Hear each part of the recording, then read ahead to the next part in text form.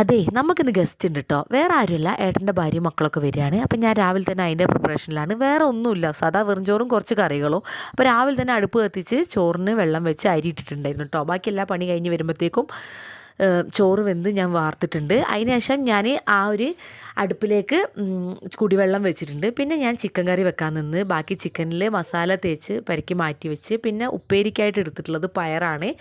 അതും അരിഞ്ഞ് അതിലേക്കുള്ള വെളുത്തുള്ളിയും ഉള്ളിയും പച്ചമുളകൊക്കെ സെറ്റാക്കി ഉപ്പേരി വെച്ചിട്ടുണ്ട് കേട്ടോ. പിന്നെ പച്ചക്കറിയായിട്ട് ഞാൻ വെക്കുന്നത് പരിപ്പും കർമൂസയും തേങ്ങ അരച്ച് വെക്കാമെന്നാണ് വിചാരിക്കുന്നത്.